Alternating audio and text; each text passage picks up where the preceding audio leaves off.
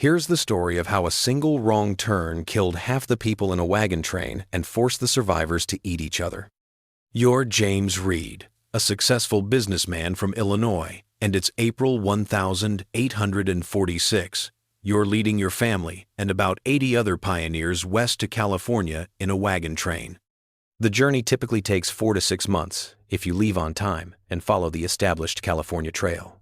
You've got a good group, plenty of supplies, and everything is going according to plan. Then you meet a man named Lansford Hastings who tells you about a shortcut, a route that will save you 350 miles and weeks of travel time. All you have to do is take an untested route through the Utah desert and the Sierra Nevada mountains. What could possibly go wrong? This is the decision that dooms the Donner Party. And here's the thing that makes it so tragic at the time: it seemed perfectly reasonable. Lansford Hastings had written a guidebook called The Emigrant's Guide to Oregon and California that described this route. He was promoting it as a faster, better alternative to the established trail. The math seemed clear.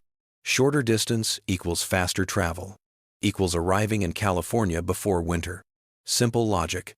Scientific even. But here's what James Reed didn't know. Lansford Hastings had never actually traveled the route he was recommending. He'd theorized it based on maps and assumptions. It was the 1,846 equivalent of following Google Maps when it tells you to drive through a lake.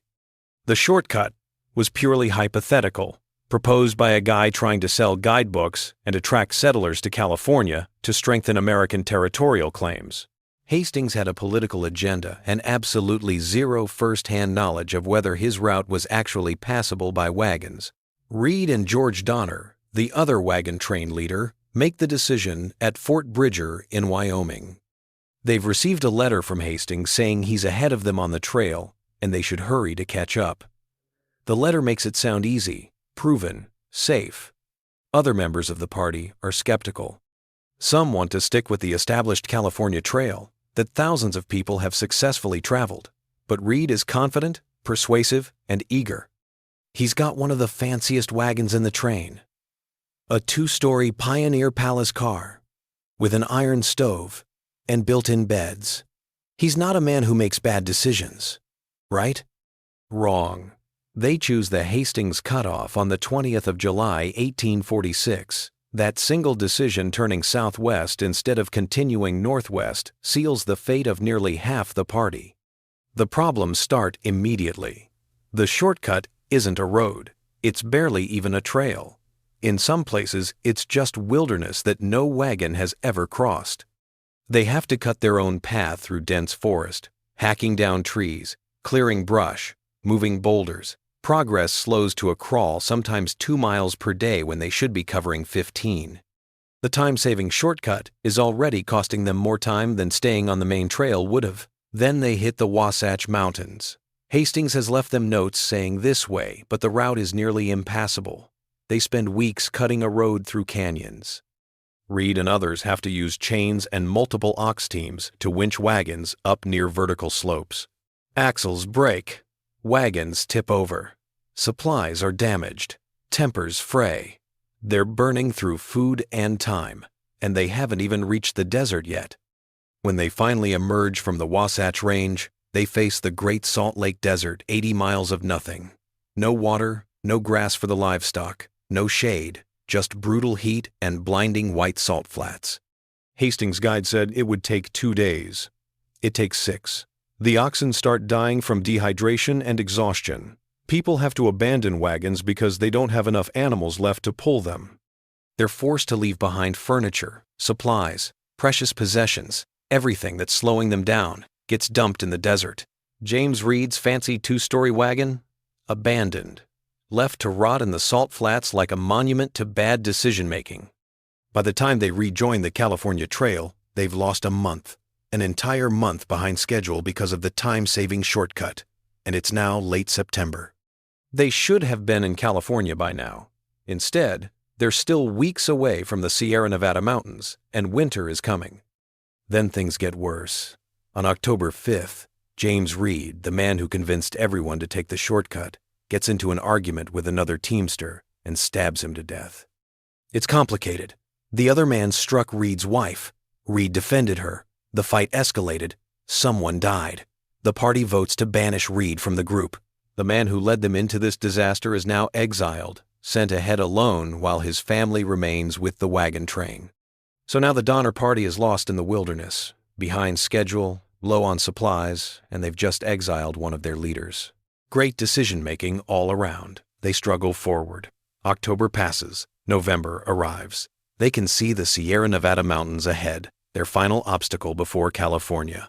They're so close.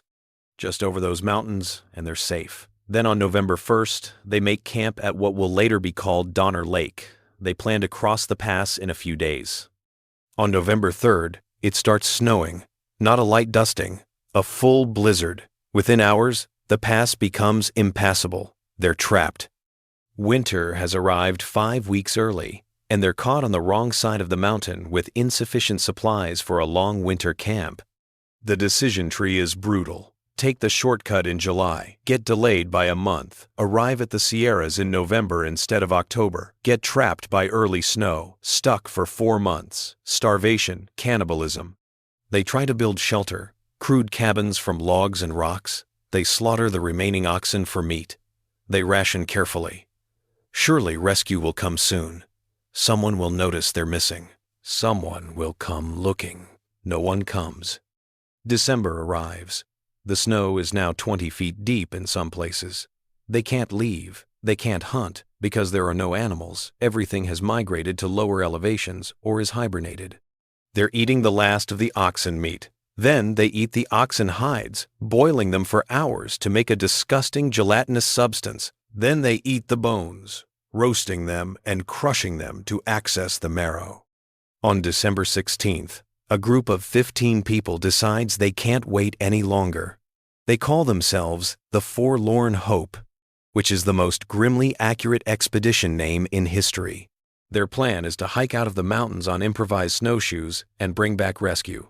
They take minimal supplies because they believe they can make it to California in 6 to 8 days. It takes 33 days.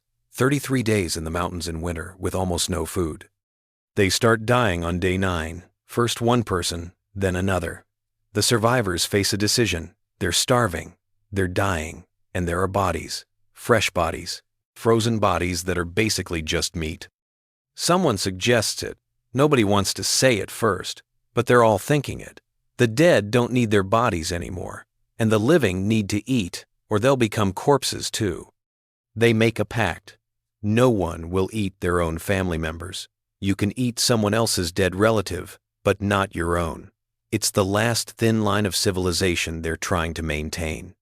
Also, they agree to wait until people die naturally, no killing for food. These are the rules of their desperate survival cannibalism club. The first person consumed is probably Patrick Dolan, though accounts vary. He dies during a storm, and the survivors cut meat from his body, roast it over a fire, and eat it. Some people refuse initially, saying they'd rather die. Then they get hungry enough and stop refusing. Out of the 15 people in the Forlorn Hope, 7 survive. They make it to California after eating 4 of their dead companions. The survivors are skeletal, frostbitten, traumatized, and they've technically committed cannibalism, but they bring news that the rest of the Donner Party is trapped and dying in the mountains. Back at the camps, things are even worse. It's January 1847 now. They've been trapped for 2 months. They've eaten everything. The oxen are gone. The hides are gone. They're boiling leather straps for nutrition. They're eating boiled bones for the 3rd and 4th time.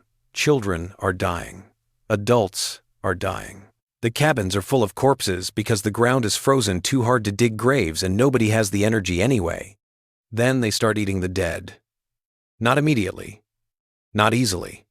But starvation overrides every moral boundary eventually.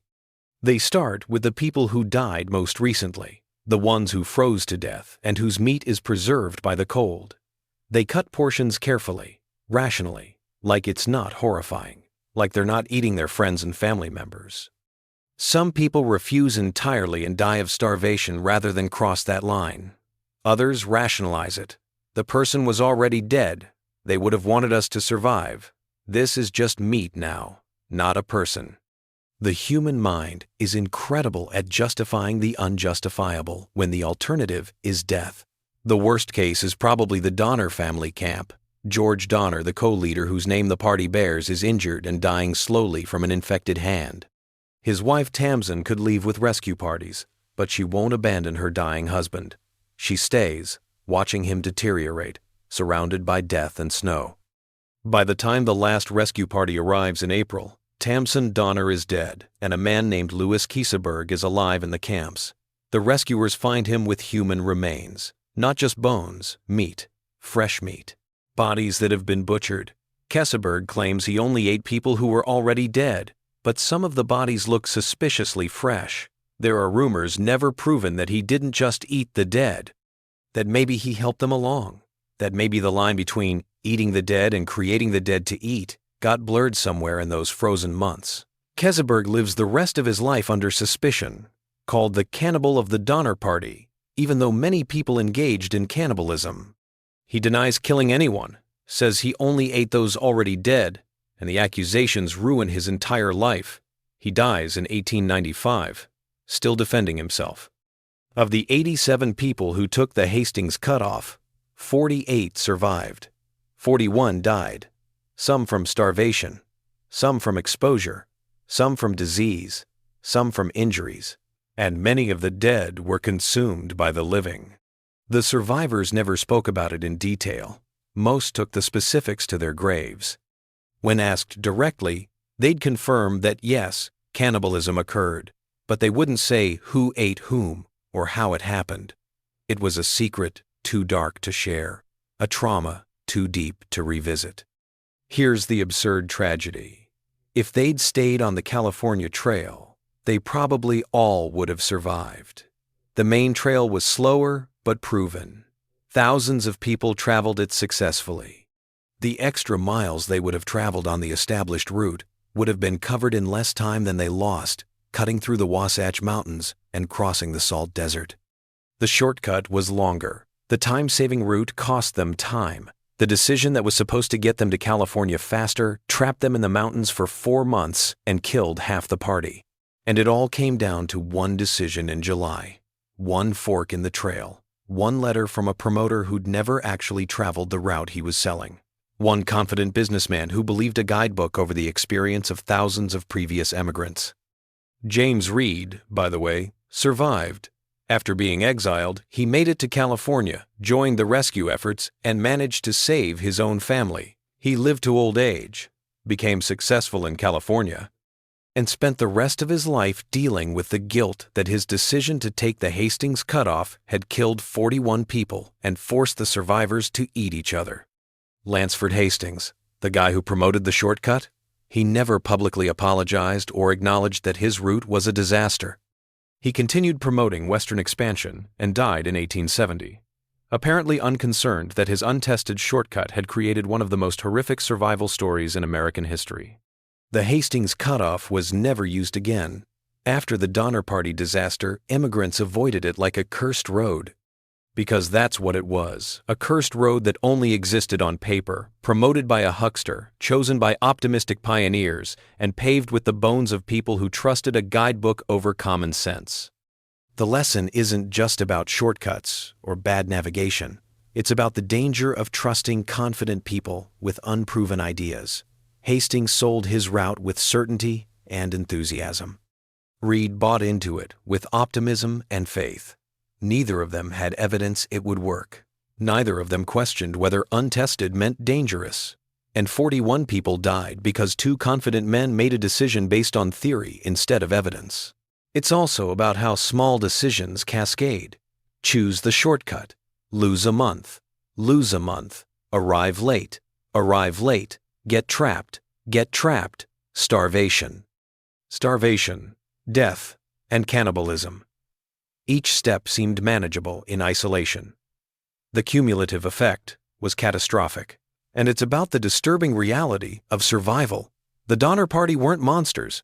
They were normal people, farmers, craftsmen, families with children who made a bad navigational choice and paid for it with unimaginable suffering. The cannibalism wasn't evil. It was desperate humans choosing to live.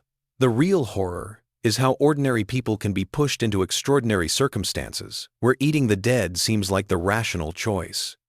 The Donner Party's legacy is a warning sign in American history. Here is what happens when you trust shortcuts promoted by people who haven't tested them. Here is what happens when you prioritize speed over safety. Here is what happens when you make decisions based on optimism rather than evidence. And it's a reminder that sometimes the longest route is the safest route. Sometimes proven and slow beats theoretical and fast. Sometimes the old way is old because it works, and the new way is new because nobody's survived it yet. Which disturbed you more, the decision to take the shortcut, or what that decision forced people to become? Let me know in the comments. As always, thank you very much for watching. Until next time, farewell.